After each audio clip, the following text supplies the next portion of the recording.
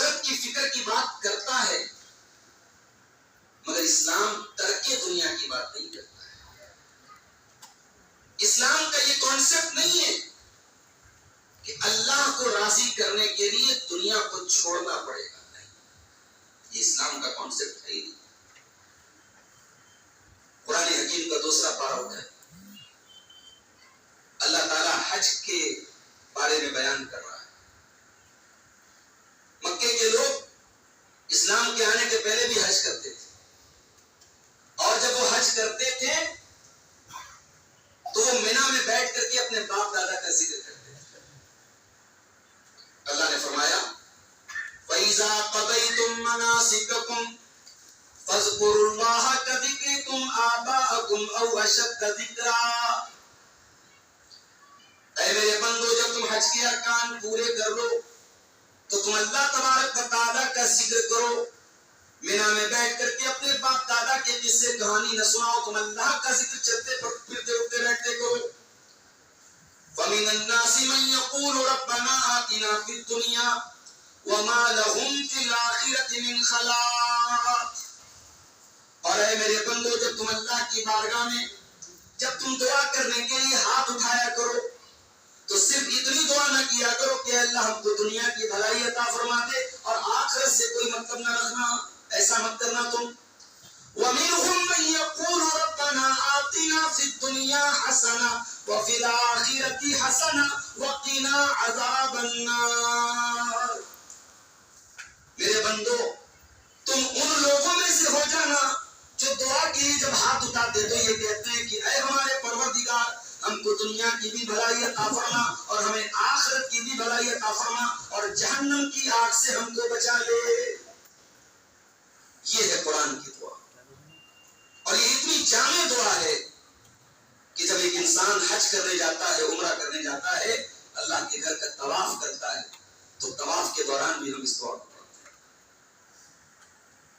تو قرآن ہمیں دنیا اور آخرت دونوں کی بھلائی ماننے کا حکم دیتا ہے۔ فکر آخرت کا یہ مطلب نہیں کہ آپ دنیا کو چھوڑ دیں، پیسہ نہ کمائیں، بزنس نہ کریں، بال بچوں کو اچھا کھلائیں نہ، اچھا پہنائیں نہ، دنیا کے اپنے جائز شوق پورے نہ کریں، نہیں، اسلام کی یہ تعلیم نہیں ہے۔ اسلام کی تعلیم کیا ہے؟ آئیے ہم قرآن کے 20ویں پارے میں چلتے ہیں، سورہ قصص۔ موسیٰ علیہ السلام کی قوم میں ایک آدمی تھا جس کا نام قارون تھا۔ قارون کے پاس بڑی دولت تھی۔ کتنی دولت تھی؟ آئیے اللہ کے کلام سے پوچھتے ہیں۔ ان قارون کان من قوم موسیٰ فبغى علیہم۔ قارون موسیٰ علیہ السلام کی قوم سے تعلق رکھتا تھا، لیکن اس نے دولت کا بہت مس یوز کیا تھا، بہت ظلم کرتا تھا لوگوں پر۔ وَآتَيْنَاهُ مِنَ الْكُنُوزِ مَا إِنَّ مَفَاتِحَهُ لَتَنُوءُ بِالْعُصْبَةِ أُولِي الْقُوَّةِ۔ ہم نے قارون کو اتنی دولت دی تھی، اس کے خزانوں کی چابیوں کو بڑے بڑے پہلوان بڑی مشکل سے اٹھاتے تھے۔ خزانے نہیں، خزانوں کی چابیوں کو بڑے بڑے پہلوان ان کی جماعت اٹھاتی تھی، بڑی مشکل سے اٹھاتے تھے۔ اِذْ قَالَ لَهُ قَوْمُهُ لَا تَفْرَحْ إِنَّ اللَّهَ لَا يُحِبُّ الْفَرِحِينَ۔ اس کی قوم کے کچھ سمجھدار لوگ تھے، انہوں نے قارون کو سمجھایا اور کہا کہ لا تفرح، اے قارون تو اترانا نہیں، تو بہت زیادہ غرور نہیں کرنا، گھمنڈ نہیں کرنا۔ اب یہاں ایک پوائنٹ کی بات آپ کو بتاؤں، تیسری عید منائی جا رہی ہے۔ ابھی میں اولا سے آ رہا تھا تو اولا کا ڈرائیور بولا کہ کل تو عید ہے، میں نے کہا نہیں ہم لوگ یہ عید نہیں مناتے۔ بولے کل تو چھٹی رہے گا، چھٹی رہے گی، ہم لوگ یہ عید نہیں مناتے۔ بڑے بڑے دلائل دیے جا رہے ہیں۔ ابھی ایک ویڈیو میرے پاس آیا، ایک صاحب نے کہا آئیے میں قرآن سے دلیل آپ کو دیتا ہوں۔ کیا دلیل دیا قرآن سے؟ قُلْ بِفَضْلِ اللَّهِ وَبِرَحْمَتِهِ فَبِذَلِكَ فَلْيَفْرَحُوا۔ اے نبی آپ کہہ دیجئے کہ اللہ کے فضل پر اور اس کی رحمت پر خوشی منائیں۔ یہ فَلْيَفْرَحُوا کا ترجمہ، یہ منانا کس ڈکشنری میں لکھا ہے میرے پاس؟ عربی زبان میں فَلْيَفْرَحُوا کا مطلب خوش ہونا ہوتا ہے۔ خوش ہونا ایک الگ چیز ہے اور خوشی منانا ایک الگ چیز ہے.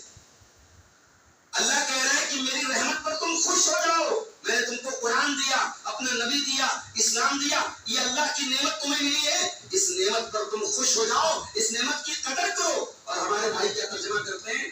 مناؤ، خوشی مناؤ. اصل میں سارا مسئلہ پیٹ کا ہے، سارا مسئلہ پیٹ کا ہے. کوئی دلیل نہیں ہے. کہیں کی اینٹ ہے، کہیں کا روڑا ہے، قرآن کو اپنے مطلب کے لیے یوز کرنا ہے. اب عیسیٰ علیہ السلام نے کہا تھا والسلام علی یوم ولدت، میرے اوپر سلام ہو جس دن میں پیدا ہوا. اب میلادی مولوی اتنی آیت پڑھ کے چپ ہو جاتا ہے. ارے بھائی آگے کی آیت پڑھ. والسلام علی یوم ولدت ویوم اموت، اور میرے اوپر اس دن بھی سلام ہو جس دن میری موت ہوگی.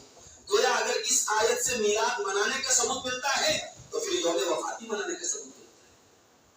ساری دلیلیں ایسی بوگس ہیں. اور وہ علامہ اقبال کا شعر ہے نا کہ ہوئے اس درجہ فقیہان حرم دے توفیق، خود بدلتے نہیں قرآن کو بدل دیتے. میرے بھائیوں، واللہ یہ قمقمے، یہ چکا چوک، یہ عورتوں کا نکل کر کے یہ ڈیکوریشن دیکھنے جانا، یہ مناظر دیکھ کر کے لوگ کہتے ہیں کہ صاحب ان کو بڑی تکلیف ہوتی ہے. ہم خوش ہو رہے ہیں، دل ان کا چل رہا ہے، ان کے پیٹ میں درد ہو رہا ہے. ہمیں اس لیے ہمارے پیٹ میں درد ہوتا ہے میرے بھائیوں کہ تم اس کو دنیا کا کوئی رنگ دیتے، تم شادی کا نام دے دیتے، تم دنیا کا کوئی میلہ کہہ دیتے، تم دنیا کو کوئی فنکشن کہہ دیتے، ہمیں کوئی اعتراض نہیں.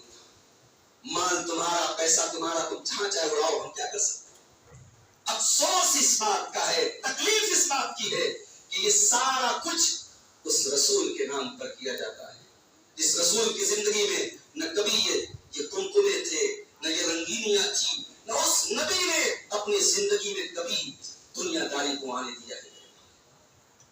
ربیع الاول کا یہ مہینہ نبی کی اگر پیدائش کا مہینہ ہے تو سیرت نگاروں کی میجارٹی کہتی ہے کہ یہ نبی کی وفات کا مہینہ. اگر اس مہینے میں تمہیں نبی کی پیدائش یاد آتی اور ہر سال تم اس پیدائش کا جشن مناتے ہو تو ذرا کبھی حدیث کی کتابوں کو اٹھا کر کے دیکھو کہ اس مہینے میں جب نبی کی وفات ہوئی تھی تو صحابہ کرام کی کیا حالت تھی. سوموار کے دن اللہ کے نبی کا انتقال ہوتا ہے اور سنڈے کا دن اتوار کا دن ہے. اللہ کے پیارے حبیب صلی اللہ علیہ وسلم حضرت عائشہ سے پوچھتے ہیں کہ میرے گھر میں کتنا پیسہ ہے، کتنی دولت ہے. اما عائشہ کہتی ہے 7 دینار ہیں. اللہ اکبر. اس نبی کے انتقال کے ایک دن پہلے ان کے پاس بیلنس کتنا ہے؟ 7 دینار. یہ اس نبی کی پراپرٹی.